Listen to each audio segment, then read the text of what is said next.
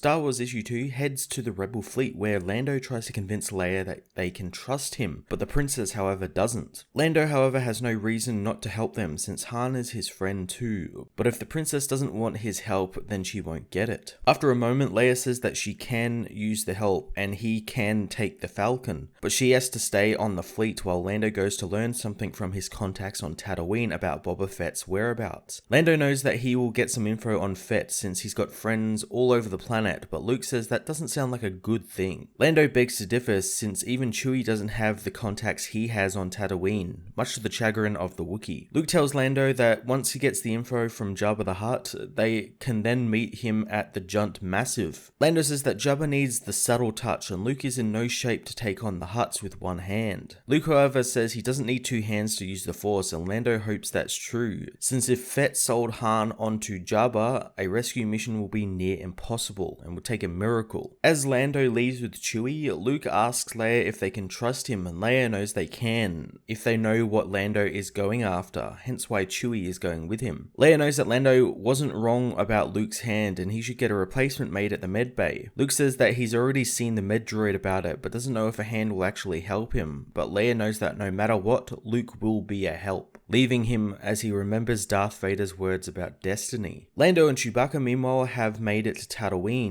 soon coming under fire from the Empire, who wish for them to land at their secure port so the ship can be checked, since it matches the description of one that is wanted by the Empire. Lando argues with Chewie, saying the ship has gotten too famous for its own good, and the first rule of smuggling is to keep a low profile. Suddenly, the TIEs that are pursuing them are destroyed by a group of pirates, who are there for Han Solo. Chewie wants to blow them all out of the sky, but Lando says that they will try his style of negotiations. He contacts the Weequay pirates, telling them who he is and that Han was just holding his ship for him for a while. He gets Chewie to activate the rocket launchers as the pirates take note of them. Lando tells them that he came to deal with Jabba for some Tabana gas and he doesn't want to be delayed. He proposes that the pirates keep an eye out for more Imperials and he will make sure they get a piece of the deal with Jabba. After a tense moment, the pirates agree to escort the Falcon as Lando tells Chewie that Lando-style negotiations always work. At the Rebel fleet, Commander Grek says that they are being hunted, and while that's nothing new, this time it's different since the Empire has broken their transmission codes. Kes Dameron wonders how they can coordinate their strikes now, and Shara says that they can't anymore. Grek says that Leia will run them through the options, so Leia tells them they have a difficult choice to make since the Rebel fleet is now scattered, with each shell not knowing the location of the others, so the Empire can't find them all. Originally, they were meant to send communications to one another in intervals, but now they can't do that, and because of it, they don't know if the other Rebel cells are dead or not. A choice needs to be made. Either they can hide and wait and hope the others have survived and find a way to contact them, or they get out there and solve this themselves. On Tatooine, a hooded Lando waits for an audience with Jabba. He asks the denizens of the palace about Fett, but none of them have seen him. Bib Fortuna soon comes to take him to Jabba, who wants to know what Lando is there for, especially since he has learned about the Harlock gang expecting a cut of some Tabana gas deal that doesn't exist. He's also aware that Lando is no longer the Baron Administrator of Cloud City. Lando is quite impressed that the word spreads quickly to Jabba, admitting he isn't in charge of Cloud City anymore, but he thought that he could make a deal with Jabba to help him get the city back, and in return, he will give Jabba the best deal on Tabana gas. Jabba, however, is already dealing with the Empire, meaning the rebellion is now over. Kes and Shara meanwhile tell Leia that they refuse to hide, rallying the other rebels to fight on. Leia is pleased to hear it, saying her father Bail Organa created the rebellion, and while he didn't live to see the Empire fall, they will. Leia hands the meeting back to Commander Grek, who says that in the High Republic days, the Outer Rim was dangerous to navigate, so the people built a huge space station, placing it in the center of the dark zones that sent a signal out to guide travelers. Grek proposes that they take inspiration from this station's name and find the rest of the fleet with the rebels' new mission, Operation Starlight. Lando meanwhile warns Jabba about dealing with the Empire and how it will go south for him, but he will find out eventually. The Gamorrean guards soon surround Calrissian as the translation droid says that Jabba wants the ship Lando arrived on the planet with, since it's worth a great deal of money. Then Lando will be fed to the Rancor for daring to get an audience with Jabba under false pretenses.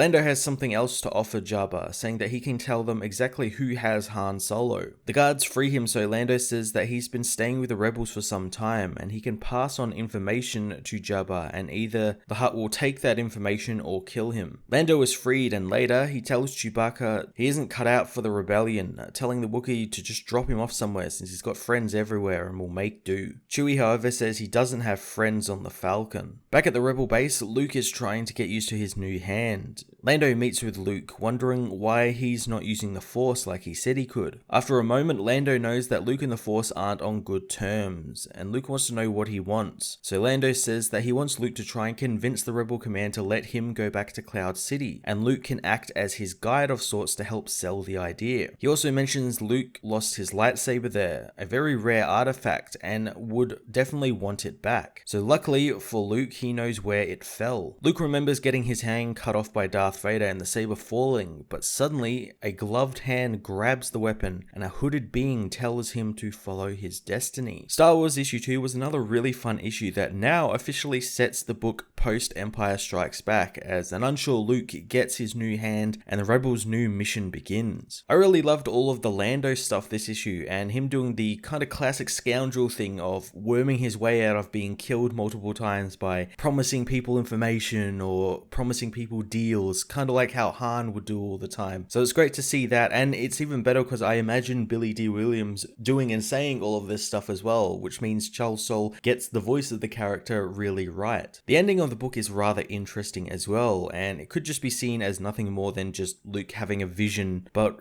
this could also be the beginning of the much anticipated story that saw what happened to Luke's lightsaber on Bespin, a story that people have wanted to know since the first time we saw that hand get cut off, as well as the lightsaber making a return in The Force Awakens. Either way, I am super excited to see Luke and Lando teaming up for the first time and the adventures they will go on. I'm going to give this issue a 9 out of 10.